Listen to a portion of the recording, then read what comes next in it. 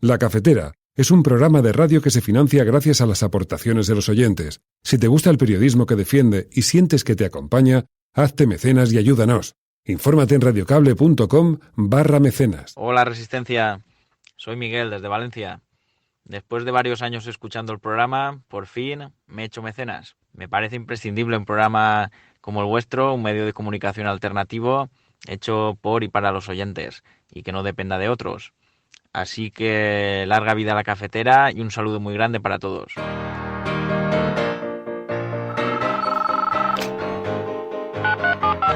Son las 8:30 de la mañana. Las 7:30 en la Casa Museo de José Saramago, en Tías, Lanzarote. Buenos días, mundo. ¿Quieres un café? La Cafetera. Dirige Fernando Berlín.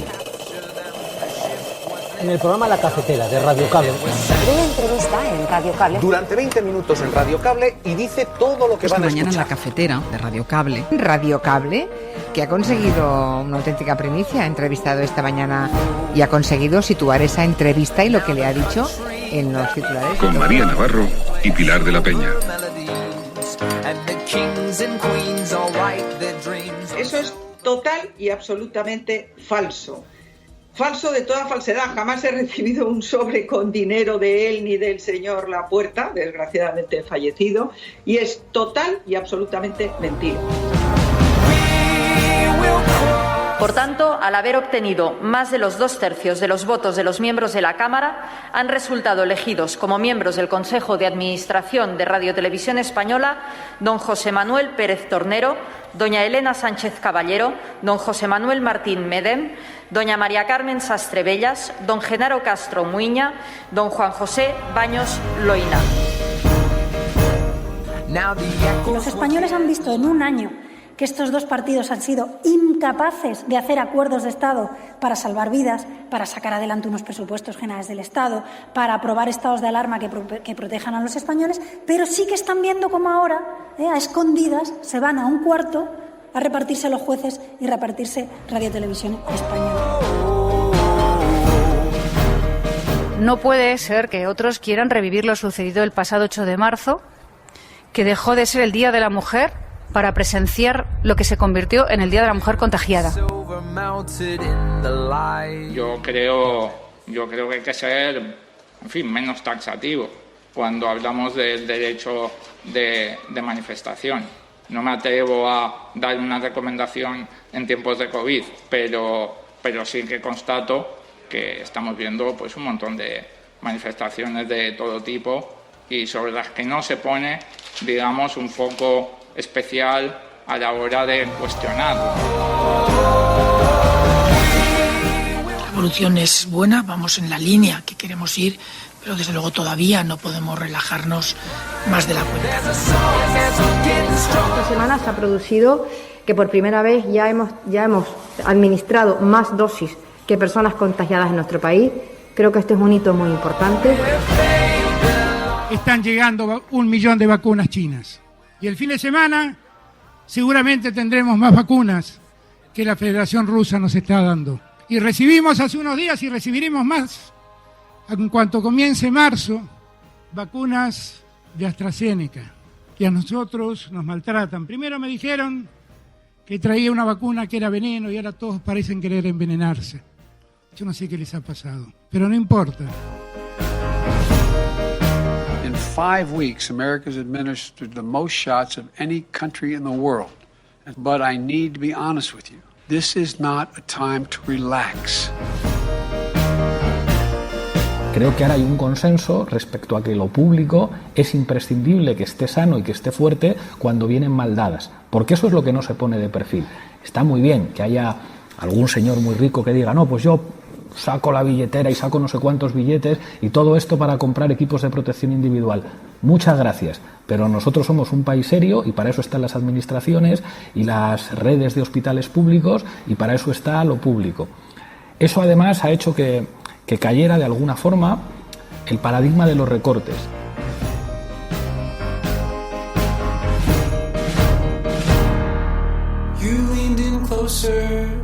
I should have kissed you then. Your hair was longer I pulled away from it and moved to the city, over the Tappan Zee Bridge. You like the colors, I can't see anything.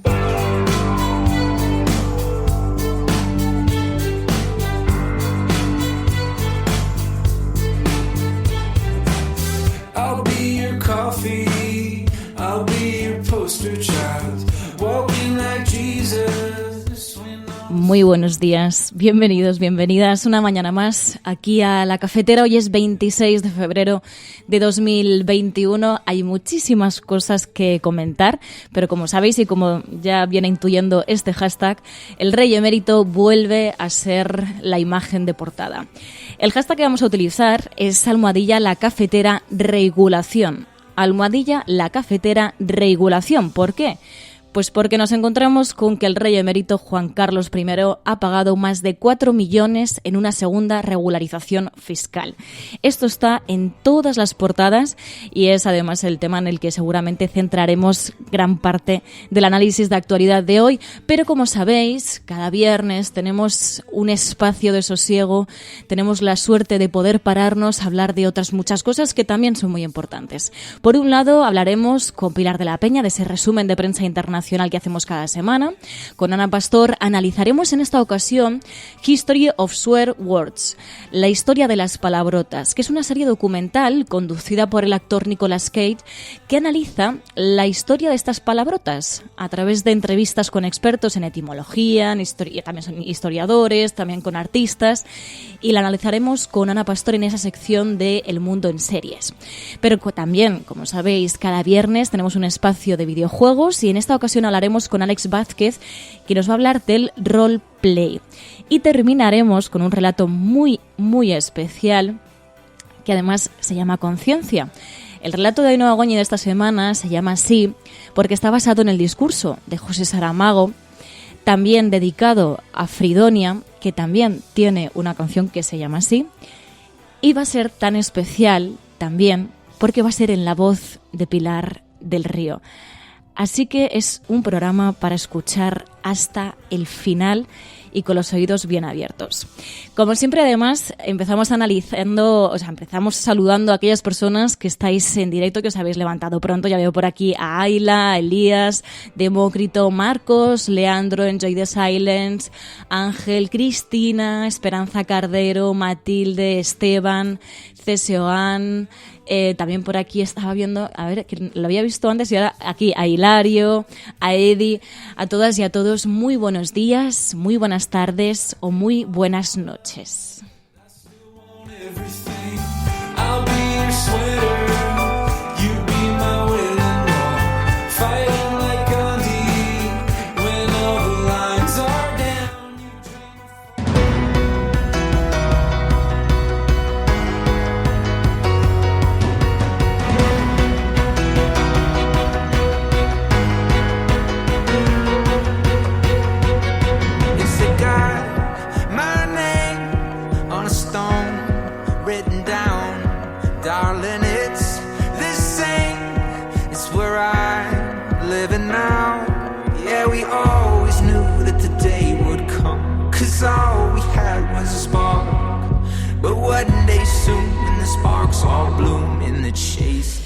Bueno, y como cada día lo que hacemos es analizar los temas más comentados en las portadas de periódico y como ya os venía anunciando y como viene anunciando el hashtag del programa de hoy, el tema es que Juan Carlos I paga más de 4 millones en una segunda regularización fiscal. Esto lo cuenta, según cuenta El País, Juan Carlos I ha realizado esa segunda regularización fiscal por rentas no declaradas durante varios ejercicios que suman más de 8 millones de euros de pagos en especie, por los que ha abonado más de 4 millones de la agencia tributaria. Esto lo llevan en portada de papel en el diario El País, dicen eso, que Juan Carlos I ha pagado más de 4 millones en otra regularización y que las rentas no declaradas ascienden a más de 8 millones en concepto de pagos en especie.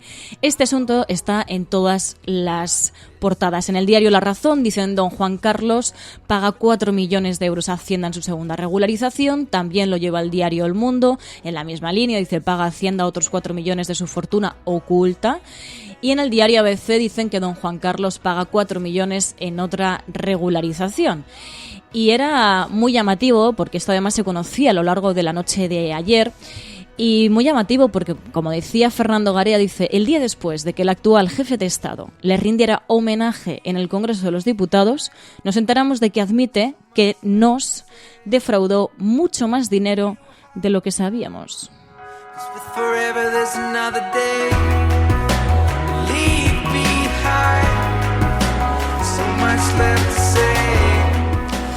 Pero además del tema del rey emérito, el gran tema también de portada era el tema de la negociación entre el Gobierno y el Partido Popular sobre el Consejo General del Poder Judicial. Bien, en las portadas de hoy lo venían destacando, pero se han quedado bastante anticuadas. ¿Por qué? Porque hemos conocido una última hora, y es que el Gobierno y el Partido Popular han roto las negociaciones para la renovación del Consejo General del Poder Judicial, decía la agencia EFE, y de otros órganos constitucionales, al constatar que sus líneas rojas, dicen, son irreconciliables. Es verdad que en las portadas llevaban ese primer paso de negociaciones entre PSOE y PP, en este caso sobre la renovación del Consejo de Administración de Radio Televisión Española. Decía el diario El País que PSOE y PP cierran sobre Radio Televisión Española su primer pacto de la legislatura. En el diario La Razón decían que Iglesias frena el pacto en el Consejo General del Poder Judicial al exigir capacidad de veto, y que PSOE y PP acuerdan el control político de Radio Televisión Española.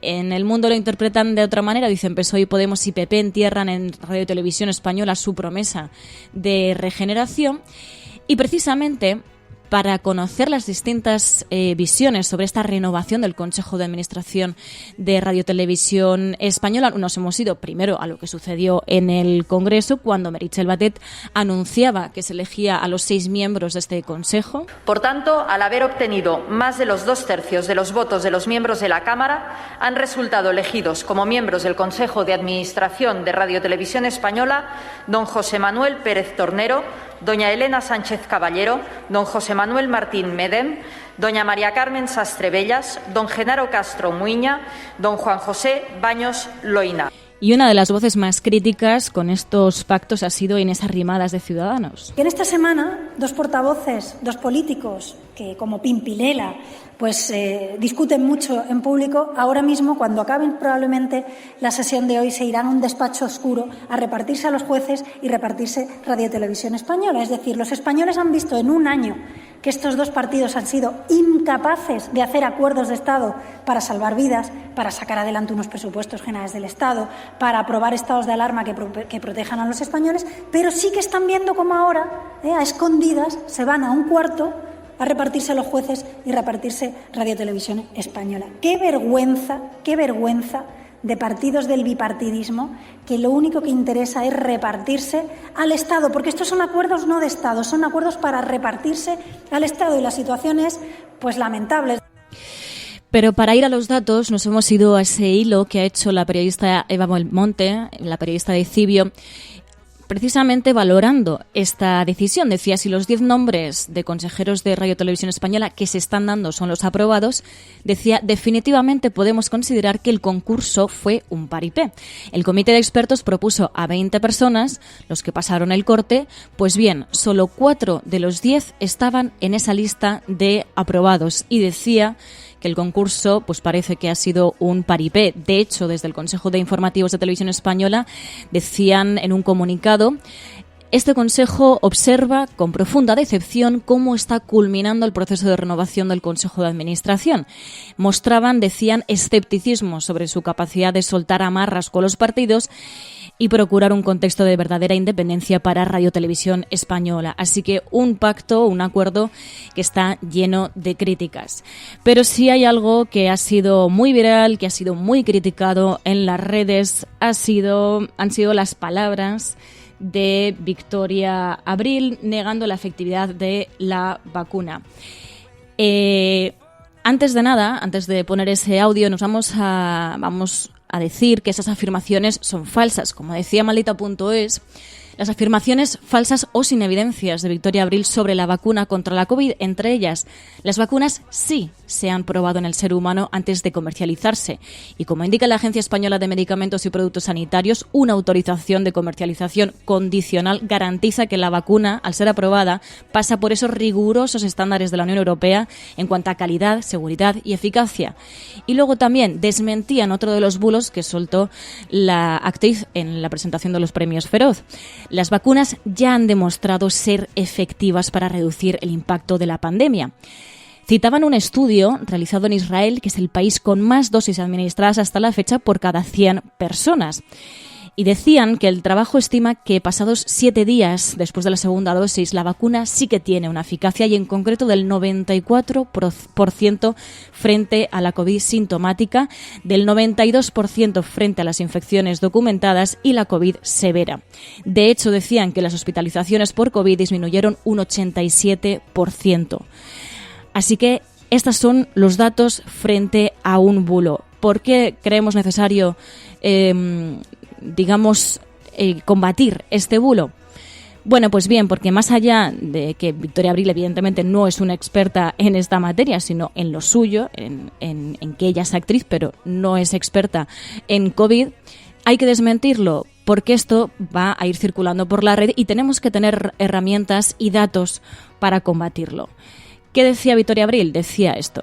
Y resulta que llega la vacuna, llevamos ya 2 meses de vacuna, una vacuna que no se ha probado en el ser humano, que no han testado, que la están testando directamente con nosotros, con los seres humanos, con cobayas. Bueno, si está y menos mal que no nos han obligado todavía, pero aunque el pasaporte vacunal en la UE está ya puesto desde el 2017. O sea que no. Pero la vacuna esto no es una pandemia, es una plandemia. Pero la vacuna sí está testada, está aprobada por la Unión Europea, Estados Unidos y Gran Bretaña. Se está empezando el plan de vacunación también en nuestra ciudad. Yo creo que es una de las soluciones. Espero que tenga efectividad y que seamos De momento capaces. No la tiene, ¿eh? De momento tenemos más muertos que con vacuna. Yo creo que los datos no son exactamente así, pero... Sí, bueno, cariño, sí. Una cosa son lo que te diga la tele y otra cosa, entra en el Internet y métete en foros científicos, no si os en parece, el lo vamos a dejar en foros aquí. Científicos y aprenderás unas cosas impresionantes. Y pasamos a... Impresionantes. Bueno, más allá de las cosas que nos parezcan impresionantes o no en la televisión o en la red, el caso es que las vacunas sí se han probado en el ser humano antes de comercializarse y las vacunas ya han demostrado ser efectivas para reducir el impacto de la pandemia. De hecho, desde los propios Premios Feroz, María Guerra decía: como presidenta de Premios Feroz debo dejar claro que no compartimos en absoluto la opinión de Victoria Abril sobre el COVID. Seguimos trabajando por unos Feroz y una cultura segura.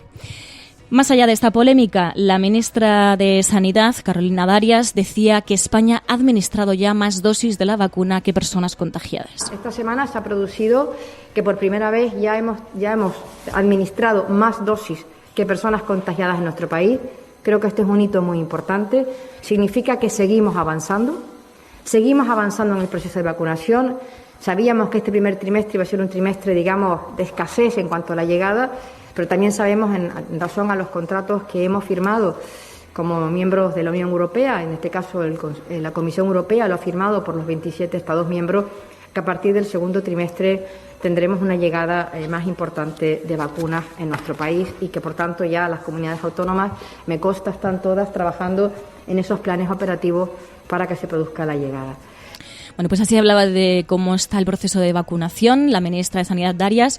Y luego también en Estados Unidos, Joe Biden, el presidente de Estados Unidos, decía que sí que Estados Unidos ha administrado la mayor cantidad de inyecciones de cualquier país del mundo en solo 5 semanas, pero advertía de que no se pueden relajar las medidas sanitarias que deben tomar todos y cada uno de los ciudadanos estadounidenses. Decía, no nos podemos relajar. In 5 weeks, America has administered the most shots of any country in the world. But I need to be honest with you. Cases and hospitalizations could go back up with new variants as they emerge. So, this is not a time to relax. no es tiempo para relajarse, y precisamente eso mismo decía aquí en España Fernando Simón. Decía, la situación mejora, pero insistía, como vienen insistiendo ya desde hace varios días, que la situación mejore no implica que nos tengamos que relajar. La evolución es buena, vamos en la línea que queremos ir, pero desde luego todavía no podemos relajarnos más de la cuenta. La positividad de las pruebas diagnósticas que se hacen va disminuyendo. Es cierto que al mismo tiempo también van disminuyendo el número de pruebas que se hacen. Tenemos menos casos, tenemos menos sospechosos y por lo tanto el número total de pruebas es menor. Pero aún así estamos en unos niveles de capacidad de detección muy importantes, teniendo casi 2.000 pruebas por 100.000 habitantes en una semana, que sigue siendo más del doble de la recomendación internacional. Ahora mismo tenemos 6 comunidades que tienen una positividad menor del 5% y el promedio nacional es del 7,3%. Y el parámetro más duro y que más tardamos en empezar a observar un descenso, la mortalidad, también está progresivamente disminuyendo. Tenemos a día de hoy, con fecha de función en los últimos 7 días, 875 casos.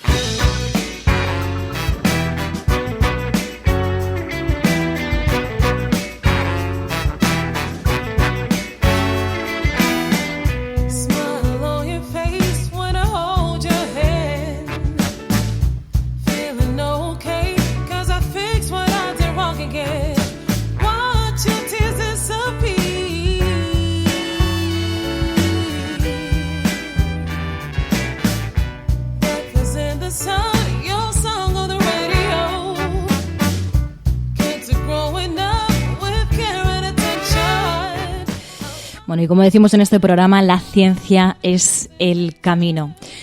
También a Fernando Simón, ya estamos con la pre-polémica del 8M. Parece que no han molestado tanto otras manifestaciones que sí que se han convocado durante la pandemia, incluso en momentos mucho más críticos. Pero, sin embargo, ahora ya estamos adelantándonos a la polémica del 8M. A Fernando Simón le preguntaban sobre la convocatoria del 8M de 500 personas. Muchas veces a lo largo de este año depende mucho de cómo se relacionen esas 500 personas que se manifiestan juntas. Las personas que mantengan la distancia, lleven su mascarilla, tengan cuidado y mantengan las medidas de precaución, pues desde luego van a reducir mucho los riesgos. No a cero, porque no se puede reducir a cero, pero van a reducir mucho los riesgos. Yo creo que en España es verdad que se han establecido aforos concretos o tamaños concretos en muchos momentos, 500 personas, 1.000 personas, pero sí que es verdad que España desde el principio ha tenido un cuidado especial con no especificar únicamente cifras, sino establecer también la calidad de la relación entre las personas que se juntan. Si las personas mantienen unas medidas de precaución adecuadas entre ellas, el riesgo se reduce mucho. Esto decía Fernando Simón cuando le preguntaban por la convocatoria del 8M. También le preguntaban a la presidenta de la Comunidad de Madrid, Isabel Díaz Ayuso, que no estaba nada por la labor de apoyar esa manifestación del 8M. Decía lo siguiente. No puede ser que otros quieran revivir lo sucedido el pasado 8 de marzo, que dejó de ser el Día de la Mujer, para presenciar lo que se convirtió en el Día de la Mujer contagiada. Bueno, parece que está más en sintonía con el discurso de la extrema derecha, que ya quería cambiar esa fecha del 8 de marzo, pero es que además Isabel Díaz Ayuso dijo: me sorprende que quienes me piden que cierre comercios y restaurantes llamen ahora a la gente a manifestarse masivamente. Hombre, más sorprende que esté más a favor de concentrar a gente en espacios cerrados como bares y restaurantes y no quiera permitir manifestaciones al aire libre. Igual lo que tendríamos que hacer es manifestarnos en coches y así entonces pues sí que estaría permitida esa manifestación en Madrid, como las que hemos visto, por ejemplo, cuando se convocaron esas manifestaciones contra la ley Cela, que estaba el centro de Madrid medio colapsado por coches que estaban continuamente pitando. El caso es que la hemeroteca relacionada con el Partido Popular y el 8M pues le juega una mala pasada, porque ahora Ayuso está en contra de esa manifestación, no solamente de la manifestación convocada para este año, sino de la manifestación convocada hace un año. Pero hay que recordar, el Partido Popular en esa manifestación participó. Son muchas las mujeres del Partido Popular que vienen participando de manera habitual y normal en las manifestaciones del 8 de marzo y este año hemos decidido hacerlo también de una manera más institucional como partido. El Partido Popular, que el año pasado no participó en la marcha, sí se ha sumado este año. A diferencia del año pasado, el Partido Popular ha participado en esta ocasión. Entendemos que tiene que haber ese feminismo inclusivo que lo que busca es sumar a todas.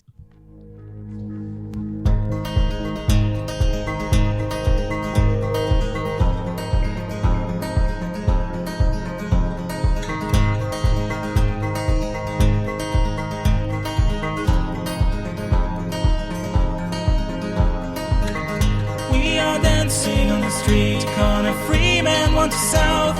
We watch ourselves across, heading further to New York while we burning in the heat. On the state route through the drought, the highway's melting down. Our tire seems to drown.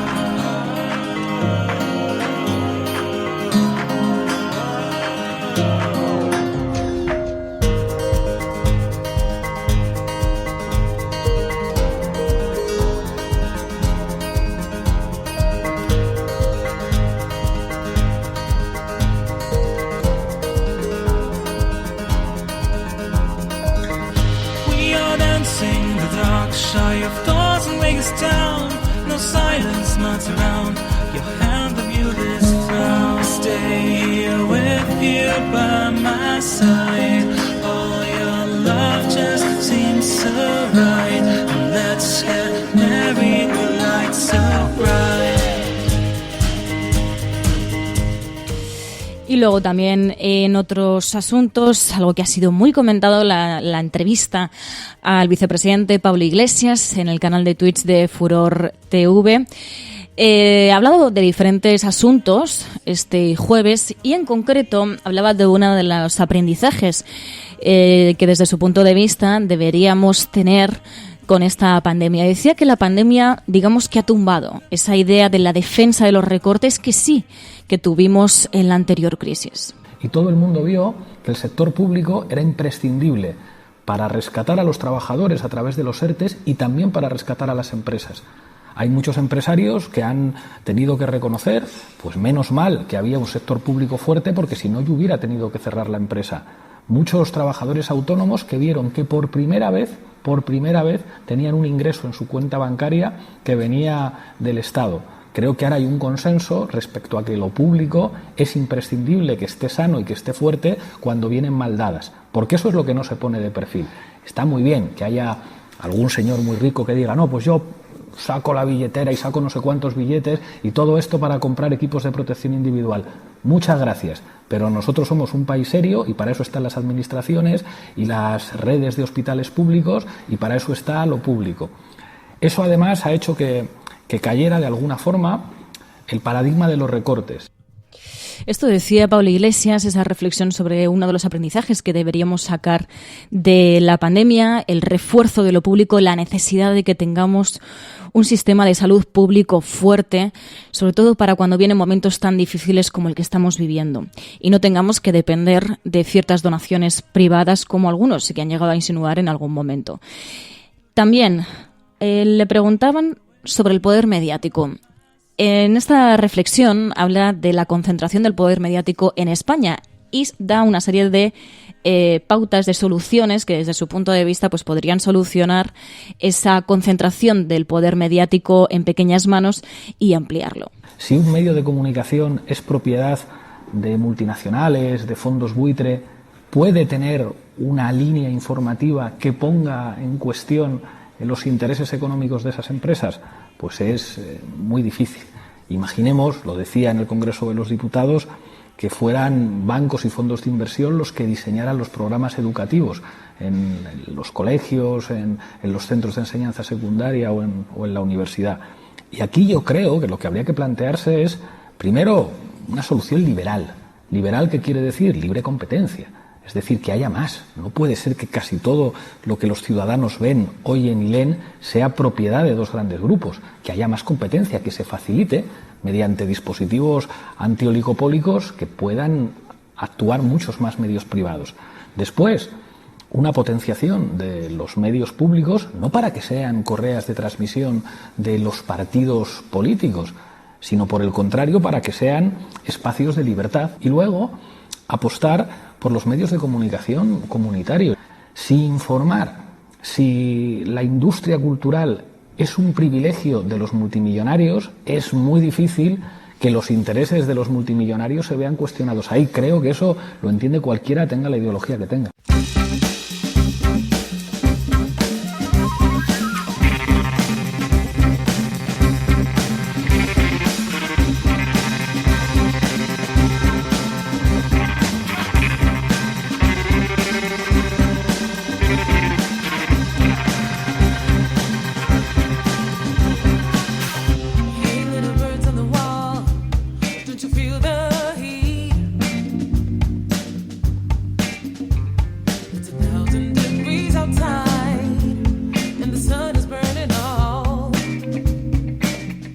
Eso es total y absolutamente falso. Falso de toda falsedad. Jamás he recibido un sobre con dinero de él ni del señor Lapuerta, desgraciadamente fallecido, y es total y absolutamente mentira. Así escuchábamos a Esperanza Aguirre en Televisión Española, entrevistada en Televisión Española, después de que Bárcenas asegurase que entregó un sobre con 60.000 euros a Esperanza Aguirre para su campaña electoral. Ella lo niega, dice: jamás he recibido un sobre de dinero de Bárcenas ni de Lapuerta. Estas son las palabras de Esperanza Aguirre y vemos como Bárcenas pues sigue soltando ciertas acusaciones que veremos en qué quedan, pero el caso es que Esperanza Aguirre ya ha tenido que pronunciarse, ha asegurado que jamás ha recibido un sobre de dinero por parte de Bárcenas y de Lapuerta. Pero como siempre aquí en la cafetera también recordamos ciertas palabras de Saramago que son muy necesarias cuando dice que la alternativa al neoliberalismo se llama conciencia. La alternativa al neoliberalismo se llama conciencia. Podéis decir, pero conciencia no es un sistema económico. No, no es un sistema económico. Conciencia no es la organización del mercado. Yo digo, tampoco lo es. No, conciencia no es eso. Y no es un régimen político nuevo. No es eso. No lo es. Pero es algo más que todo eso. Es la conciencia que hay que tener contra todo y contra todos los que precisamente entiendan que lo que no hay que tener es conciencia. Eso es lo que tenemos que formarnos todos los días.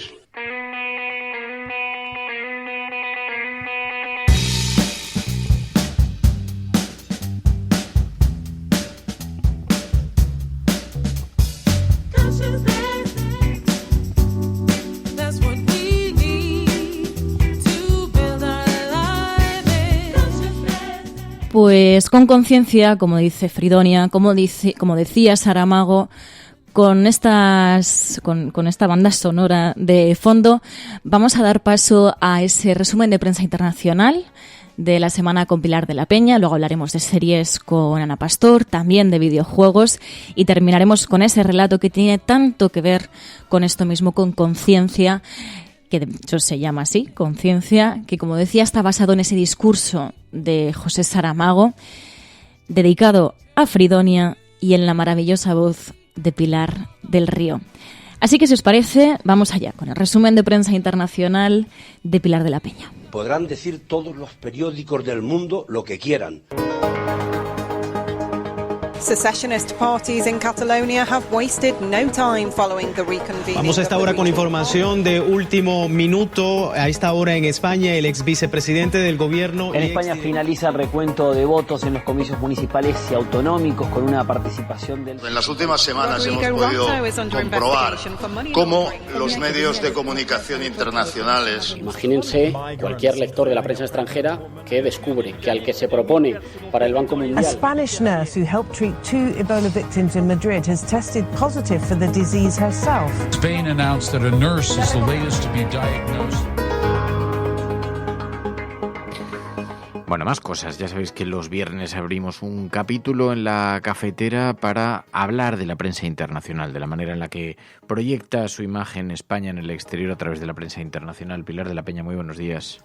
Hola, buenos días. En una semana en la que hemos visto las protestas por el caso Hasél, que han tenido mucho impacto, ¿no? Muchísimo, tanto por el hecho, por las imágenes de violencia que se han visto, como por el hecho de que se hayan prolongado tantos días después de la noticia, que ya lo comentábamos la semana pasada, ¿no? El encarcelamiento de Pablo Hasél pues había tenido bastante impacto, y la verdad es que he seguido viendo muchas noticias al respecto, ya te digo, en parte por las imágenes de los disturbios, pero poco a poco han ido también surgiendo artículos y medios que intentaban profundizar un poquito en las raíces de esta situación, ¿no? Les ha llamado la atención a varios medios importantes, además, como la revista Time o la Deutschlandfunk, la radio alemana, el semanario Le Point, The Spectator también en Reino Unido, y ponían un poquito de relieve quiénes eran estos jóvenes, porque lo que se destaca es que mayoritariamente las protestas y, digamos, la reacción ante esta condena ha sido por parte de jóvenes, generalmente de izquierdas y enfadados. Era como el titular, por ejemplo, que decía Time, ¿no? Los jóvenes enfadados que están sacudiendo a España.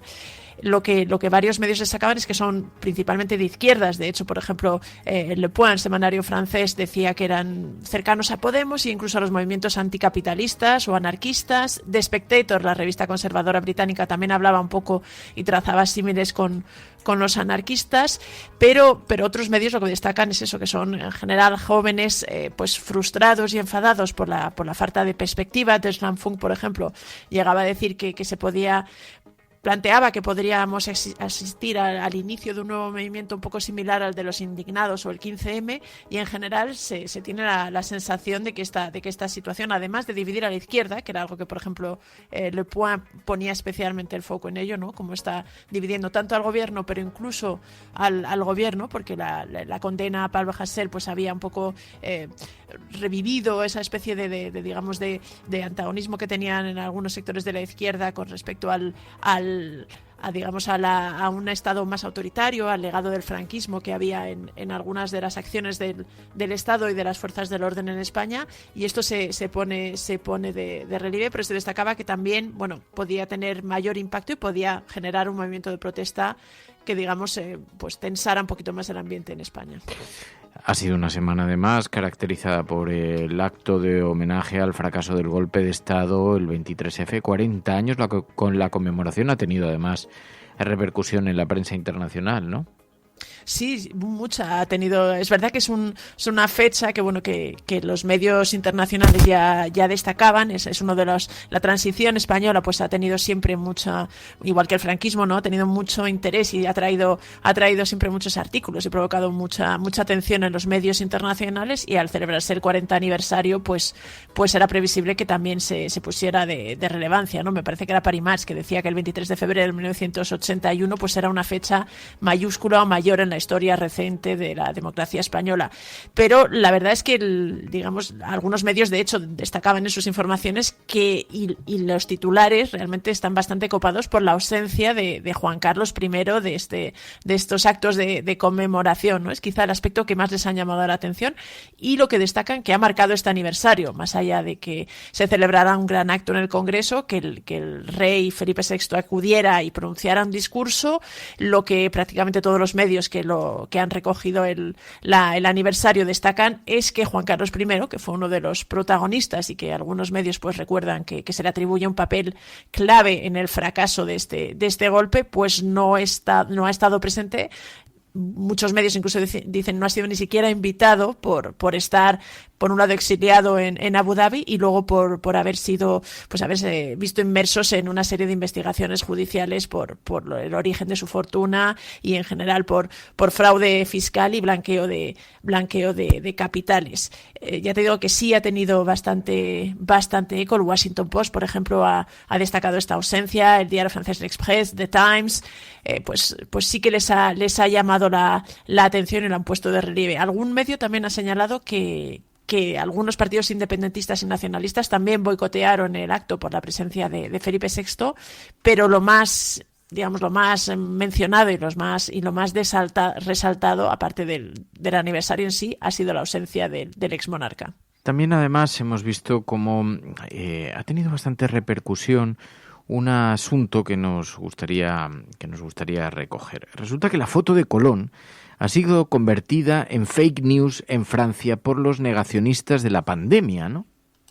Sí, esto es una historia un poco peculiar que describí gracias precisamente a un artículo de France Info, la emisora francesa, que precisamente hacía fact-checking porque enseñaba una gran imagen de la manifestación de Colón de 2019 que explicaba que no era una manifestación actual contra las restricciones sanitarias en España, sino que correspondía pues a una manifestación celebrada 2 años antes por los partidos de derecha en España, ¿no?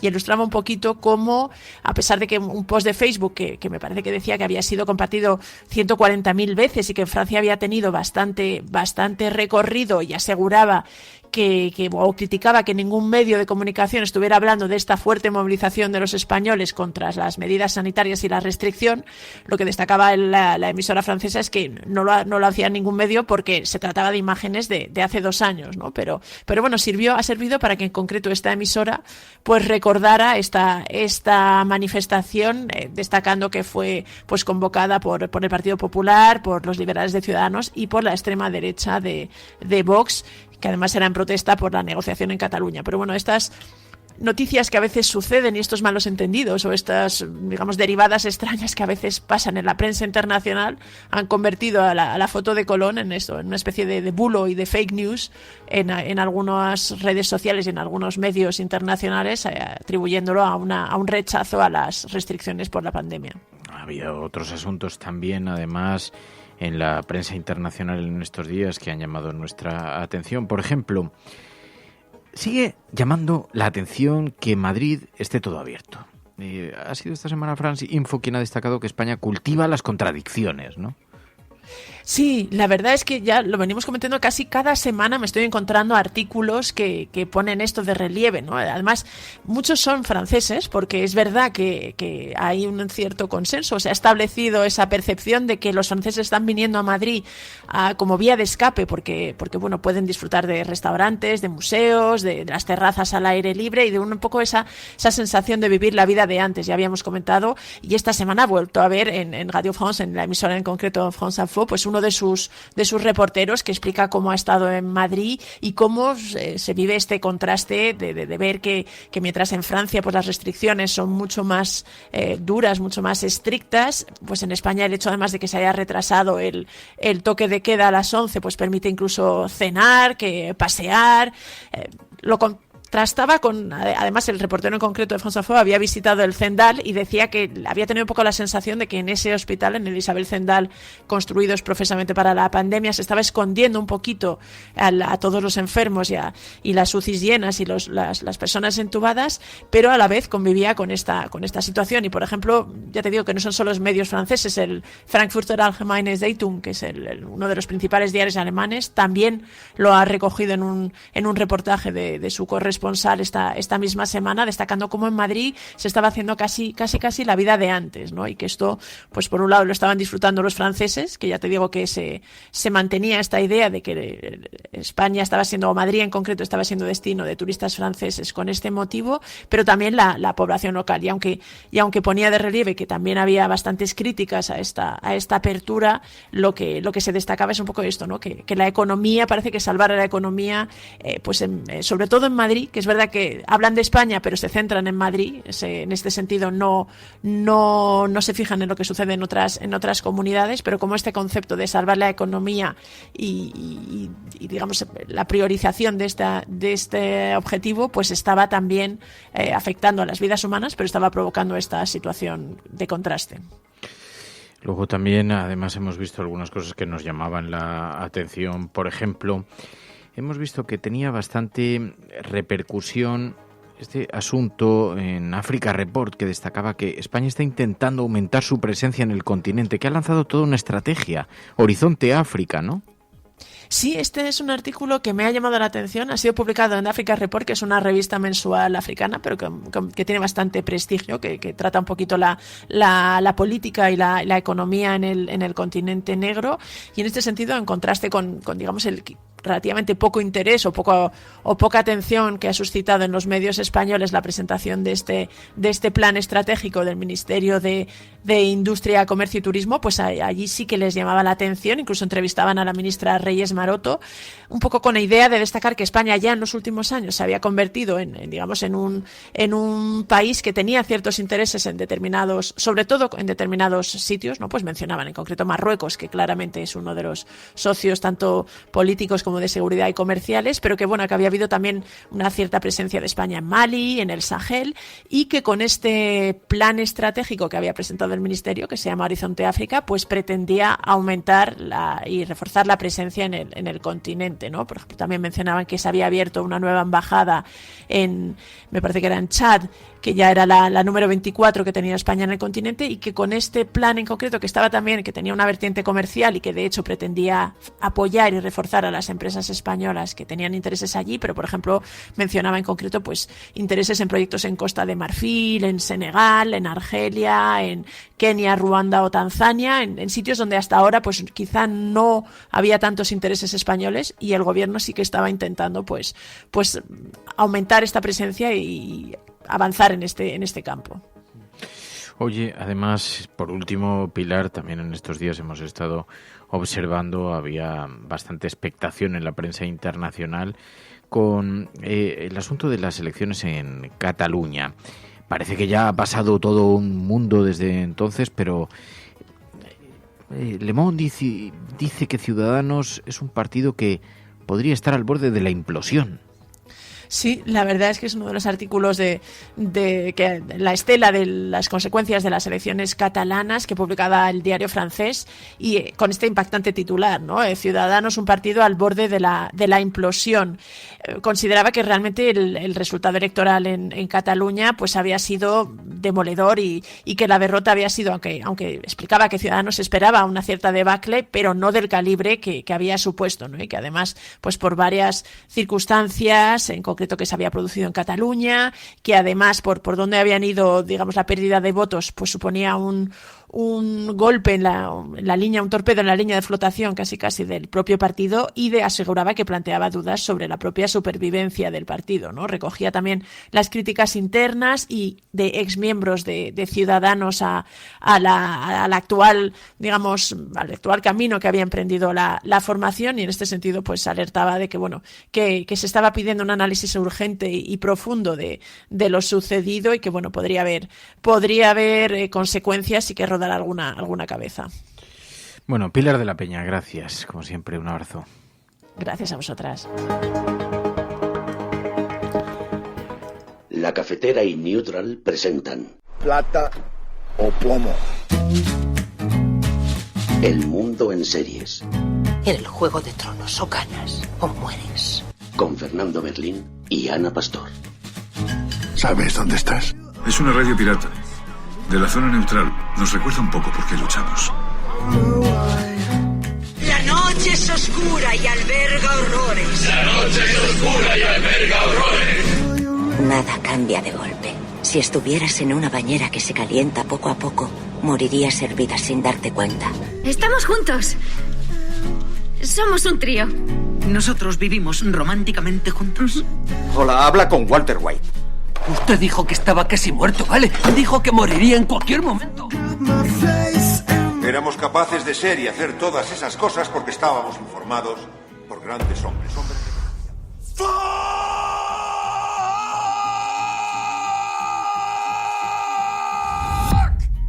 Swear words. They're the most popular and alluring taboos we have. But the secrets to their strange power have been shrouded in mystery until now. Join me on a journey through the history, evolution, and cultural impact of swear words.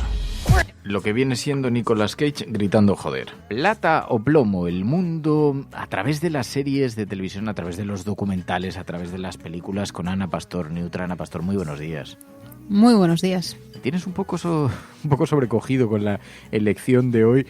porque no lo he visto, me lo recomendaste, pero confieso que no me ha dado tiempo, pero sí he estado leyendo algo de información y es un poco extraña la sugerencia, Ana. Es muy extraña, sí. Había leído críticas a favor, críticas muy, muy en contra y pensé que mejor que buscarla para sacar mis propias conclusiones. De hecho, Luis, mi compañero de Neutral, me animó a verla y creo que ha acertado en su recomendación.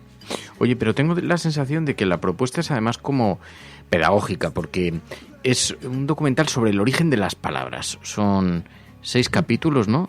Como contados desde varios puntos de vista. Sí, bueno, más que de las palabras, es la historia de las palabrotas. Y sí, tiene un punto pedagógico, incluso yo me atrevería a decir que sería muy interesante ponerlo en los institutos porque, además de reírte, porque creo que está muy bien editado, montado, tiene muchísimo ritmo y es muy, muy, muy de este momento y de este tiempo, aprendes. Yo he aprendido un montón, ahora te voy a contar algunas de las cosas que he aprendido, pero me parece un acierto haber lanzado esta miniserie documental porque son 6 capítulos de 20 minutos, te pasa muy rápido y creo que es muy interesante, incluso teniendo en cuenta que lo presenta Nicolas Cage. Yo no soy demasiado fan, pero ya sabes que ha sido objeto de meme durante muchos años en las redes sociales y un poco hace también esa gracia de convertirse ahí un poco en el personaje del que también reírse o meterse con él, y el arranque es maravilloso. Bueno, te voy a contar además que esta semana, fíjate, hicimos una reflexión en el programa con algunos oyentes sobre la etapa del colegio. ¿Cómo recuerdas la etapa del colegio? Si volverías al colegio. La mayor parte, no me atrevo porque como era empírica pura, no me atrevo a decir qué porcentaje son, pero la mayor parte de la gente recordaba la vuelta al colegio como una etapa atroz, o sea, como algo atroz, no decían, no volverían ni de broma a la etapa del colegio. Quizá en la pedagogía haya mucho que avanzar y a lo mejor este tipo de cosas son un paso. Bueno, sí, no sé, la vuelta al cole siempre es dura, claro, es como cuando vuelves de vacaciones a cualquier cosa, también al trabajo, aunque nos gusta mucho lo que hacemos, pero sí, es pedagogía, fíjate, porque la conclusión que yo he sacado al verlo es que, como te decía, he aprendido cosas, ¿no? Y creo que está muy, muy bien hecho para engancharte y para darte un montón de referencias audiovisuales, musicales, de rap. Y bueno, te digo que son 6 capítulos porque son 6 tacos. Cada capítulo son fuck, joder, shit, mierda. El 3 es bitch, perra. El 4 es dick, capullo. El 5 es pushy, coño. Y el último es damn, maldito. Solo han elegido 6 probablemente porque ya sería un poco repetitivo, pero cada capítulo tú dices, bueno, si todos... No, cada capítulo tiene una historia muy buena detrás. Hostia, Pastora, estoy por sacar ese audio y hacer un meme con esto. Bueno, espera, que no he empezado, déjame que te cuente. El primer capítulo, ¿vale? Insisto que el arranque de Nicolas Cage es siempre el arranque muy salvaje con el taco elegido, ¿no? Con la palabrota elegida. El primero, como te digo, es fact, que es joder, y yo no sé si tú sabes de dónde viene esta palabra. ¿Tú sabes de dónde viene? Ni idea. Historión. Joder, que claro, hay que pensar la palabra en inglés, insisto, F-U-C-K, son las iniciales de Fornication Under Consent of the King, ¿vale? Fornicar, joder, solamente con el consentimiento del rey. Esto es una cosa que existía, es una especie de documento de aval que se te daba en la Edad Media y que si juntas las palabras las letras de cada una de las palabras que acabo de decir, te sale fuck, ¿vale? Yo no tenía ni idea, porque claro, joder es una palabra bastante nueva, incluso en otro idioma, ¿no? Que es este documental que está hecho en inglés. Yo no tenía ni idea, ¿vale?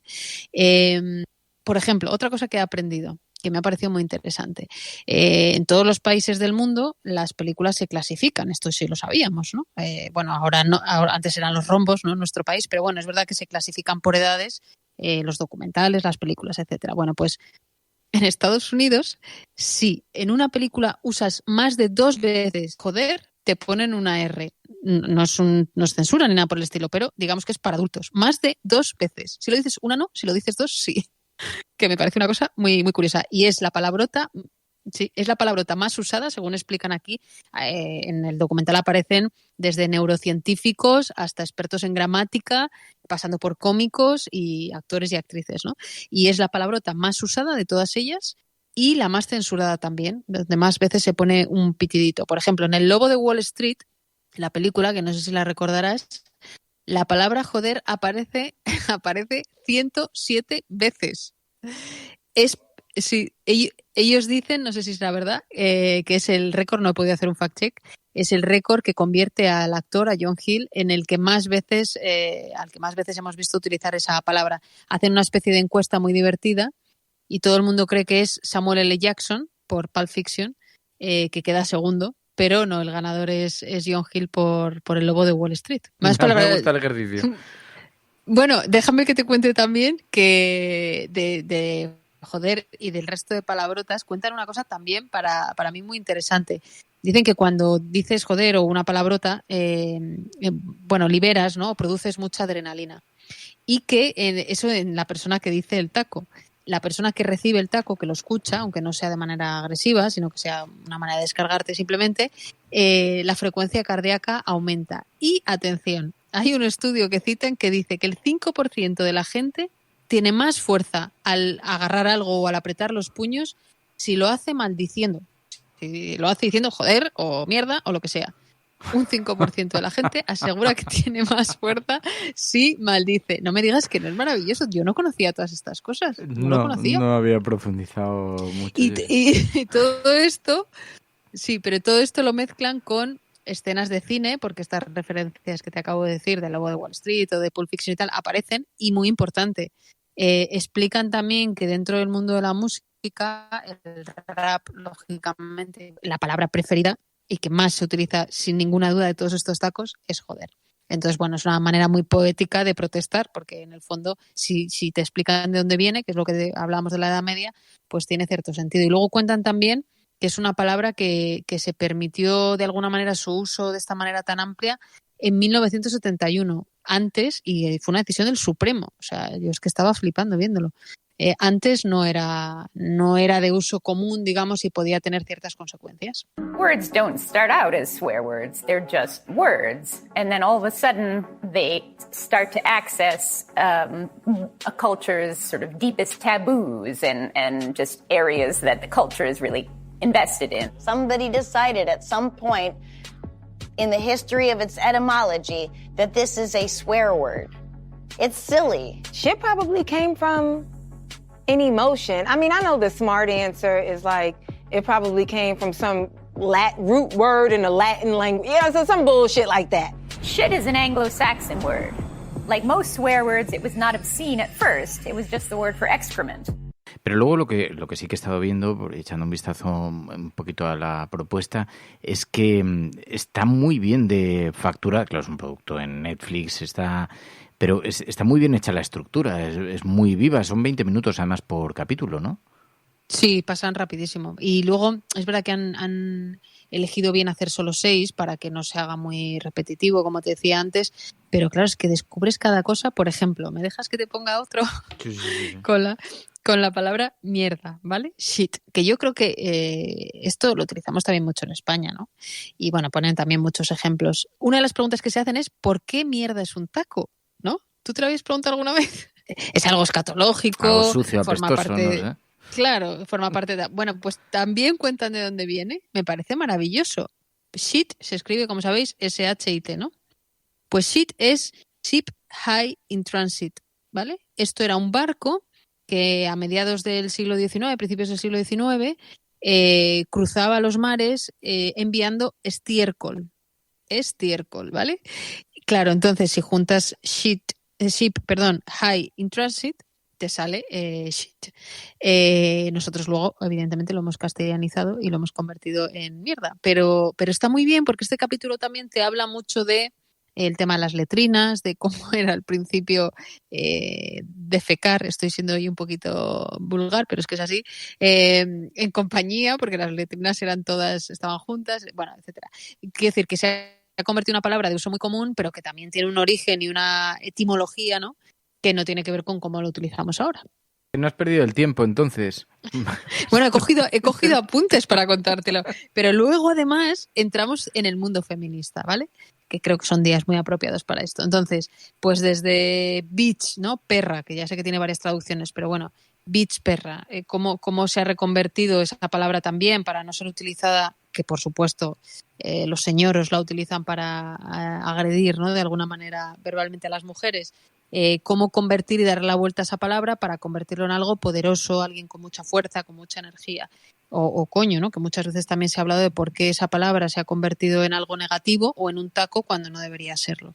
No sé, en fin, yo no sabía que algunas de estas palabras venían de donde venían y me parece que está muy bien también aprender, porque las utilizamos mucho, yo por lo menos, y está muy bien que sepas lo que dices y de dónde viene. Total. Pues me gusta la propuesta, fíjate, porque además eso, siendo capítulos pequeños que tienen un pequeño foco pedagógico además y es interesante así como entretenimiento, pero me gusta que se utilice además la propuesta en una plataforma como Netflix para algo, bueno, en este caso tiene algo de anecdótico, pero podría dársele una pequeña vuelta. Pues History of Swear Words. Ana Pastor, gracias. Gracias. Plata o plomo. El mundo en series. En el Juego de Tronos o ganas o mueres. Con Fernando Berlín y Ana Pastor. Peggy 18. ¿Te imaginas que por el día te llamas Hernán, Ozares, Alberto, Rodolfo, Ara, Paloma, lo que sea?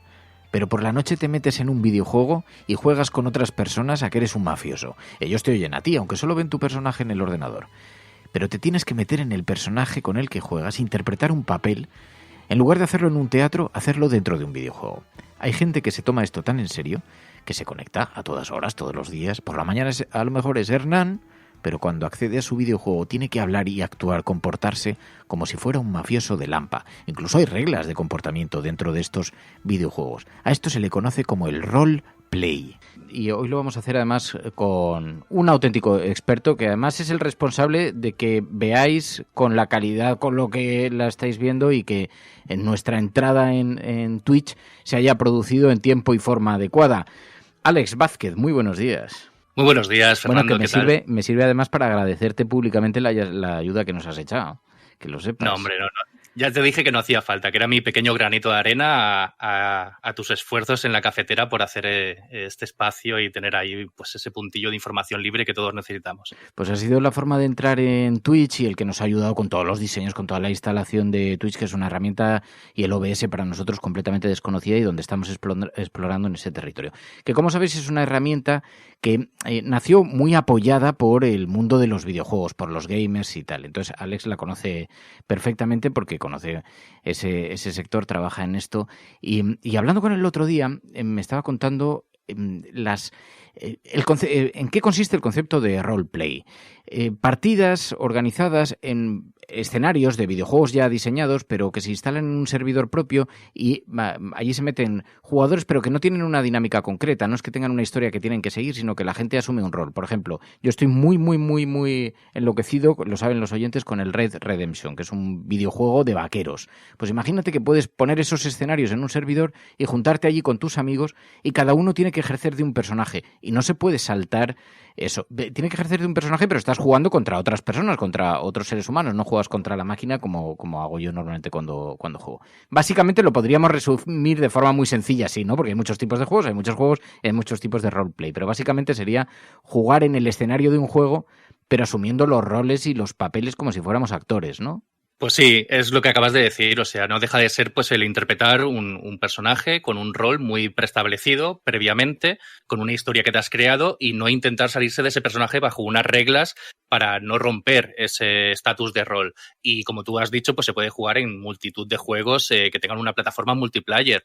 Los últimos que han estado así un poquito de moda últimamente en Twitch han estado el Rush, que ha habido muchos influencers que han estado jugando, aunque salió un poquito mal, pero por decir alguno en concreto, el más popular, por dos factores creo yo, es el GTA. Uno, porque está muy barato, porque es un juego que también funciona muy bien, pero ahora mismo creo que pues es un juego que llevará casi 10 años a la venta y está muy barato. Y funciona muy bien y es un juegazo. O sea, gráficos, animaciones e interacciones permite mucho juego dentro del mundo del roleplay.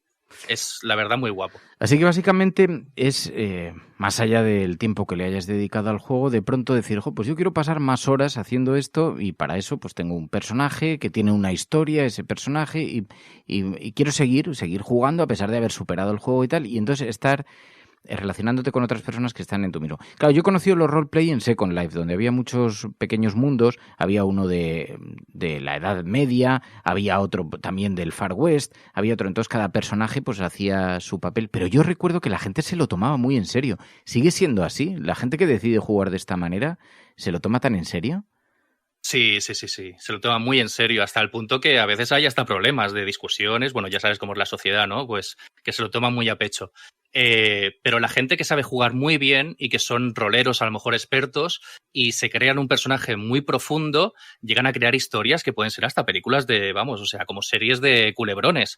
La verdad es que cuando entras en un servidor donde la gente sabe jugar muy bien, respetan la normativa y tienen, digamos, historias muy profundas, es impresionante, se lo toman muy en serio. Porque llega hasta el punto de que si quieres participar en una partida de estas, en un roleplay, por ejemplo, en un mundo del oeste o en el GTA, que es el más conocido, que es un mundo entre delincuentes, policías, gente donde puedes robar coches, puedes hacer carreras, puedes disparar. Mecánicos, enfermeros, médicos, sí, hay de todo.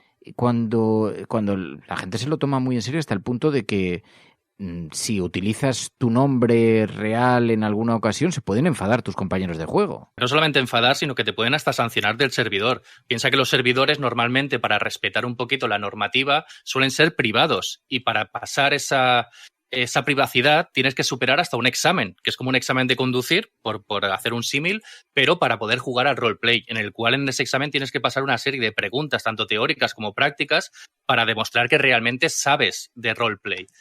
Una vez que superas ese examen, te pasan en la whitelist, que se le suele llamar, entonces estás como dentro de una lista de personajes que pueden jugar dentro del servidor. Por lo tanto, si estás dentro del servidor es porque has garantizado una serie de conocimientos de roleplay suficientes como para poder jugar allí. Entonces, es complejo, es bastante complejo. Porque además, claro, se van creando normas. Y eso hace que participar en uno de estos universos, en uno de estos mundos, sea cada vez más complicado para alguien que llega de nuevas, porque se van aprendiendo cosas durante las propias partidas, durante los propios juegos, y por lo tanto se van estableciendo nuevas reglas, ¿no? Sí que es verdad que con el boom de los streamers se ha facilitado mucho a la gente un poquito más casual o que coge el roleplay por primera vez, porque viendo a tu streamer aprendes mucho. Entonces es más fácil, digamos, pasar ese examen, esa whitelist que se le suele decir. Pero sí que es verdad que tiene mucha normativa, además de forma bastante técnica, en el cual te tienes que aprender los tecnicismos o la jerga interna que hay en esa propia normativa. Piensa que también hay como normas que son para respetar el roleplay, pero hay otras que son para facilitar un poco el juego, como por ejemplo el /me o el /do, porque piensa que hay muchas cosas que dentro del propio multiplayer no se pueden hacer con las animaciones del propio juego, sino que lo tienes que hacer mediante texto. Entonces hay muchas cosas que se rolean utilizando la imaginación, utilizando los comandos de texto en el propio chat.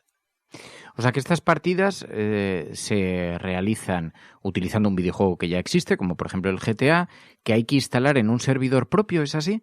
A ver, sí que es verdad que se utiliza como una plataforma que hace como ingeniería inversa para ejecutar y coger las animaciones, los mapas del propio GTA. Digamos que es como que están hackeando el propio juego para poder hacer o inyectar código libre. El GTA o la plataforma más famosa para este tipo de servidores es ahora mismo el 5M. El 5M es esta plataforma que hace un poco de ingeniería inversa y coge todos los módulos del GTA y los pone a servicio de la comunidad de programadores de código libre, que son los que se ejecutan, digamos, los programas y la imaginación para implementar los trabajos, los roles y esa profundidad orientada al roleplay dentro del multiplayer alternativo. Digo alternativo porque estos servidores están hechos de la propia comunidad, no son oficiales del juego. Claro. Y tú, por ejemplo, yo como jugador, si de pronto dijera, me gustaría jugar a roleplay del GTA con algún grupo, tal, ¿esto cómo funciona? ¿Cómo se hace? O sea, ¿cómo acaba la gente en eso? Porque a ti tú has estado programando servidores también, ¿no? De roleplay. ¿Cómo a ti te han invitado en algunas ocasiones? Oye, ¿por qué no tal? ¿Tú has sido jugador o no? No, la verdad es que no. Yo siempre... Si te metes un montón, ¿no? O sea, a mí sí. Lo que me han dicho algunos amigos que los tengo súper aficionados y me dicen, no, es que tengo, o sea, es una responsabilidad súper alta. A mí, te lo dije en privado, que me daba como... Es una mezcla entre respeto y vergüenza ajena. Vale, y ahora me explico. Respeto porque me conozco y además de mis responsabilidades en el trabajo, pues también me gusta jugar bastantes mis horas libres, pues bastante tiempo lo dedico a los videojuegos. Y cuando veo un videojuego que es muy inmersivo, o sea, muy absorbente, me da miedo, porque digo, ay, que aquí me voy a tirar demasiadas horas. Y al final, pues también pues, se tiene que compensar un poquito tu vida social, ¿no?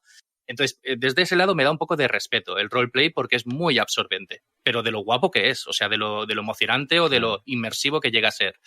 También lo de la vergüenza ajena es un poquito porque sí que es verdad que a veces hay circunstancias que son surrealistas, ¿no? Porque la gente al interpretar un alter ego a veces son muy exagerados o hay gente que sí que es verdad que interpreta personajes que son hasta cómicos y se producen a lo mejor circunstancias un poco bizarras. O sea, yo como administrador del servidor nunca he llegado a jugar, pero sí que he observado cómo jugaban otros. Claro. Y había momentos que digo, uy, yo ahí no me quiero meter. Claro, total. Claro, porque no deja de ser actuar según un papel, pero en un mundo en el que uno no tiene responsabilidades, entonces pues igual no sacas lo más, no sé, lo más edificante de uno mismo, ¿no? Pero claro, porque viene a ser un poco como Second Life, donde tú interpretabas un personaje, o sea, interpretabas una vida a través de un personaje, solo que con escenarios muy diferentes y vidas muy diferentes. Por ejemplo, si te toca ser mafioso, tienes que actuar como mafioso. O si decides ser mafioso en un roleplay tipo GTA. Y actuar como mafioso es que tu conducta sea esa, con tus amigos y con tus enemigos, con la gente a la que ya conoces de fuera del mundo virtual, ¿no?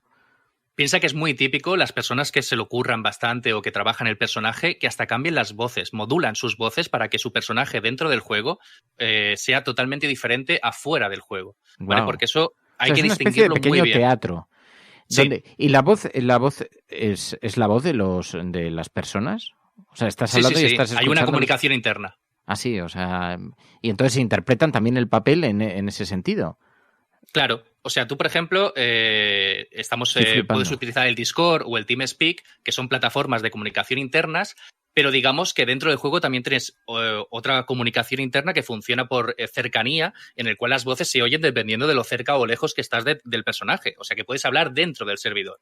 Y por lo tanto, pues puedes interactuar con, por ejemplo, si estás haciendo un stream con tu público del Twitch hablando normal, pero cuando te metes y hablas dentro del servidor tienes que interpretar a tu personaje.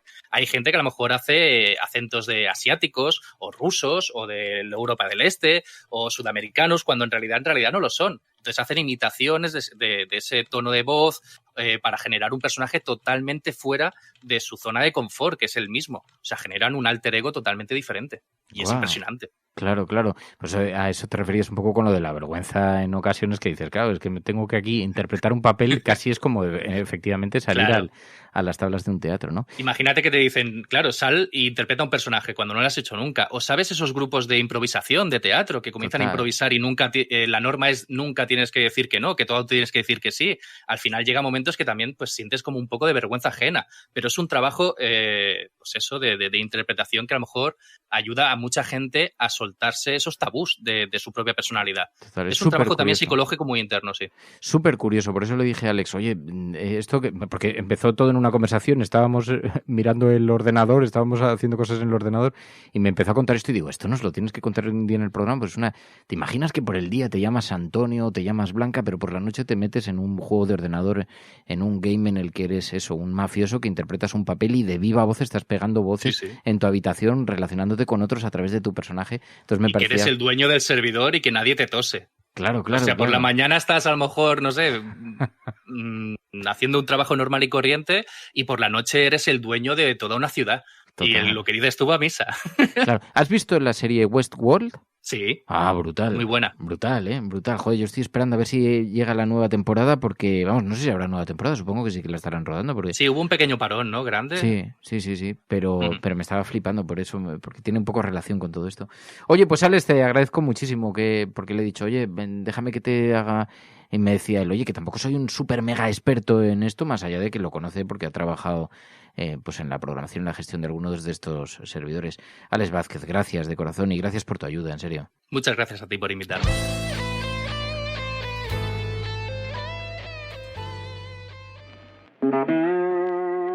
La Cafetera presenta los relatos de Ainhoa Goñi. Más cosas, relatos en la cafetera, ya sabéis que nos interesa mucho la vida de los oyentes de la cafetera, nos cuentan alguna anécdota y Ainhoa Goñi lo convierte en relato literario. Ainhoa Goñi, muy buenos días. Muy buenas, ¿cómo estáis? Pues hoy con mucho nerviosismo porque tenemos, bueno, un relato siempre interesante, porque tenemos relatos siempre interesantes sobre la mesa, pero con una invitada de excepción. Danos tú el avance, Goñi, cuéntanos. Primero, en primer lugar, pues... y la vas a presentar tú a nuestra invitada, vale, que ya la conocen los oyentes de La Cafetera, pero en primer lugar, el relato, el oyente que se pone en contacto, ¿qué claves nos da sobre su vida? Pues mira, nos dices, se llama Checa, es del grupo Fridonia, creo que nos suena. Y bueno, me dijo que le gustaría hacer algo relacionado con la música que habían hecho en el último disco. Sabes que presentaron hace muy poquito y sabes además que están enamorados de Saramago.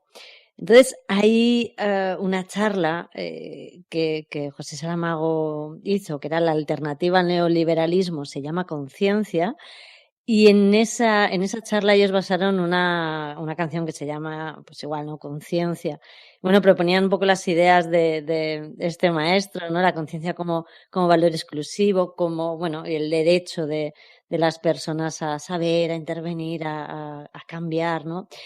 Y bueno, pues aunque la verdad es que yo pensaba que se me hacía un poco grande porque, bueno, entre las palabras de Saramago y la canción me gustan muchísimo, bueno, pues me animé a hacerlo, a hacer una reinterpretación de esta conciencia.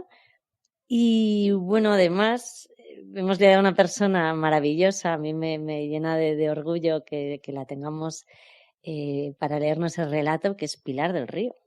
Pilar del Río, buenos días. Buenos días. Estoy anonadada. Ay, es que claro, la conciencia, esas palabras de José Saramago, esa reivindicación de José Saramago, que además da título al ratito con el que conversamos con Pilar del Río cada jueves aquí en La Cafetera, conciencia, la búsqueda de la conciencia colectiva y convertida en canción por Fridonia, y entonces ahora pasa el relato, y entonces decíamos, ay, qué bien que Pilar se acceda a leérnoslo, nos gusta mucho. Pues a mí me gustaba mucho porque desde el primer momento que oí el tema de conciencia de Fridonia me quedé encantada, y de repente que me pidiera Ainhoa que leyera este cuento sabiendo lo que hay detrás, pues me pareció maravilloso, un honor que espero no fastidiar, ¿eh? Yo siempre dije, no, mira, es que aquí hay muy buenos profesionales que leen todos los viernes, no hagáis esto, yo no soy una profesional. Pero Ainhoa insistió, y cuando Ainhoa dice una cosa, se hace lo que dice Ainhoa. Total, bueno, ¿qué me vas a contar? Pero sí que me gusta. Ponnos en contexto, Pilar, porque cuando José Saramago, que además ha sido algo, digamos, algo que ha reivindicado en discursos, en relatos, en conferencias, comparecencias. ¿Cómo podemos enmarcar el concepto de la conciencia? Pues fíjate que el fragmento que además se pasa con una cierta frecuencia en La Cafetera, puedo decir cuándo, cómo, dónde, de qué manera. Lo recuerdo perfectamente. Fue una intervención con Julio Anguita, en vísperas de unas elecciones generales, pero no estaban hablando porque ni Julio Anguita ni José Saramago estaban pidiendo el voto para un partido, ni muchísimo menos para una persona. Estaban tratando de valorizar lo que la sociedad puede tener de bueno, que es la capacidad de decidir. Entonces, ambos insistían que de uno en uno valemos mucho, de dos en dos sumamos mucho más que dos, como decía el poema de Benedetti, y decía, si tenemos la conciencia abierta para vivir, la conciencia también regirá las formas de gobernar, y con la conciencia bien formada no condenaremos a nadie, no mandaremos a nadie al ostracismo, no mandaremos a nadie a la miseria. Y entonces ese fue el momento en el que José Saramago exigía lo de conciencia, fue ahí, fue en una reunión en Extremadura con Julio Anguita. Pues así que con estas palabras, que después Checa es oyente de este programa, es uno de los miembros de Fridonia, pero Fridonia hizo aquella canción y entonces pues un poco basándose en estas premisas se lo traslada a Ainhoa y le dice, oye, me gusta a mí el concepto de conciencia y como los oyentes están trasladando conceptos, me gustaría tratar esto para que lo convirtiese en un relato que pudieran leer allí. Y Pilar del Río lo va a leer para los oyentes de la cafetera. Pues Ainhoa Goñi, gracias. Gracias a vosotras. Y Pilar, gracias a ti. Te escuchamos. Pilar del Río, Conciencia, os pedimos, oyentes de la cafetera, que os sentéis, que os hagáis este pequeño regalo en un día como hoy, que os aisléis un poco del entorno, que cerréis o entrecerréis los ojos allí donde estéis, en vuestro puesto de trabajo, sentados en la cama o en el apartamento, y os hagáis este regalo y escuchéis con atención La Conciencia de José Saramago en la voz de Pilar del Río con este texto de Ainhoa Goñi.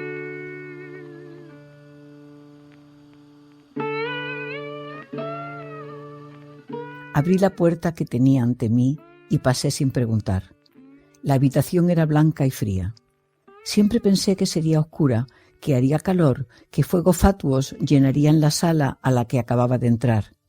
Tampoco era roja, no había pasión ni fuerza en aquel espacio, no había alma. Todo blanco, esterilizado y reflectante.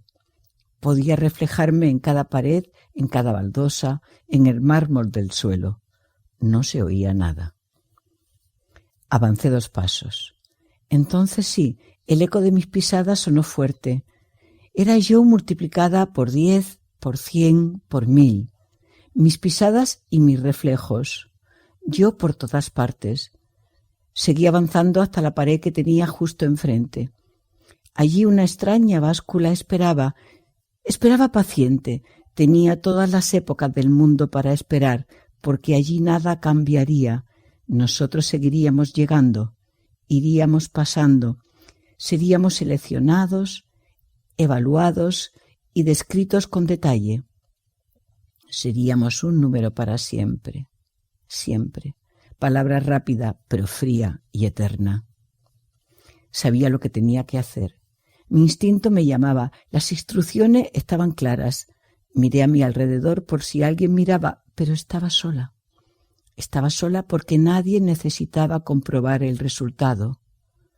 Estaba sola porque todos sabían lo que pasaría. Yo lo sabía. No hubo alarmas ni gritos, no hubo alertas. Ellos sabían por qué estaba allí. Los demonios del infierno me esperaban. Yo, que había pasado mi vida siendo única, importante, inigualable, la mejor. Yo. Había pasado por la vida y no me llevaba dolor, miseria ni amor. Había pasado la vida sin que nada significase algo para mí, sin que nada me rozase, nada me influyese, nada me importase. Y había marcado a los demás con dolor, tristeza y desamparo. Pero eso había terminado. En este nuevo mundo, en este submundo, sería un número, uno más que ocuparía un espacio ganado con cada gesto y cada decisión, con cada año vivido en vano. Repasé mis errores. Miré a la envidia muy de cerca. La avaricia se había apoderado de mí. Había sido soberbia. Mucho. No había nadie como yo, nadie mejor que yo. Y la ira me consumió durante años. El rencor había vivido conmigo desde cada mal gesto, desde cada respuesta negativa que me habían dado. La venganza había crecido en mi interior. No perdonaba el error, no permitía el fallo. Y cuando aquel viejo mundo se desmoronó en mis recuerdos, apareció la conciencia. Apareció la conciencia y me dijo lo que ya sabía. Llegaba tarde, muy tarde. Había perdido la oportunidad de hacer cambios, de tener una vida que valiese la pena. Mi ridículo mundo ya no existía y yo a nadie le importaba. Nadie me recordaría sin odio. He dejado los papeles. No he dejado almas. No he aportado nada. Nadie me ha querido. Yo veía otro mundo, un mundo que está, pero que no siente. Mi oasis en medio del cemento, de los muros y de las balas. Nada me tocaba, nada se acercaba, nadie me importaba.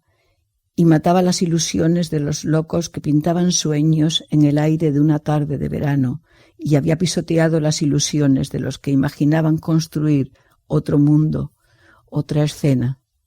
No veía, no quería ver, no me importaba.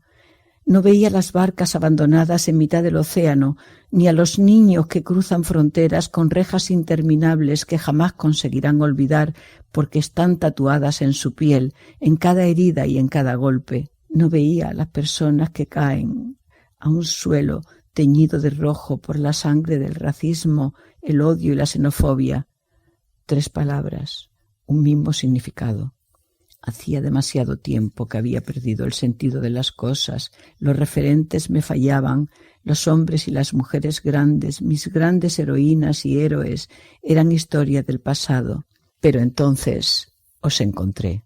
La sala se oscureció ligeramente, aparecieron los colores cálidos y se comieron a los azules y los blancos.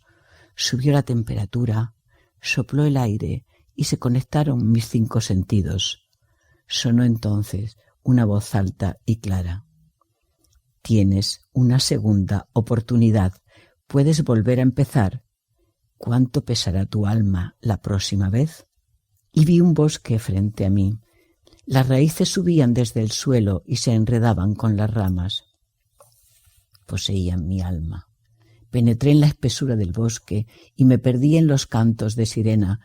Pero cuando las fuerzas me flaqueaban, salí con vida, porque siempre se puede salir, siempre se puede cambiar, nunca es tarde, casi nunca es tarde. Miro el mundo desde la distancia de una soñadora herida y solo veo muerte. ¿Quién nos dijo que esto era nuestro? Recuperé la conciencia justo para comprobar que mi conciencia está herida de muerte, pero no es tarde, no lo es, y decido morir en el proceso, pero no dejar de sentir.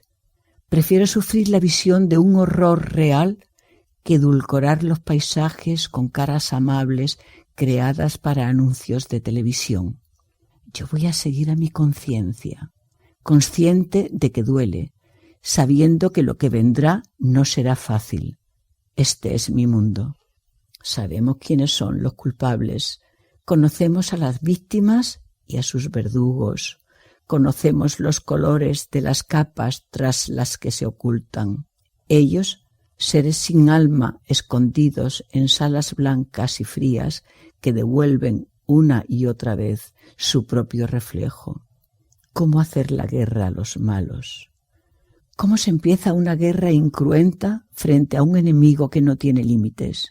Soy consciente ahora de que la conciencia marca mis límites, desquebraja mis ilusiones y ha configurado un mundo que todavía no existe en mi cabeza. Recopilé relatos inconexos de utopías diversas con un punto en común, la inconsciencia de una conciencia distinta. Comprobé que palabras temidas como lucha, batalla o enfrentarse pueden buscar un bien común. Mientras empezamos, mi conciencia sigue luchando frente al horror, la sangre y el miedo, porque no es más valiente el que no tiene miedo, sino el que, aun temiendo, se lanza al abismo porque es lo que le dicta su conciencia.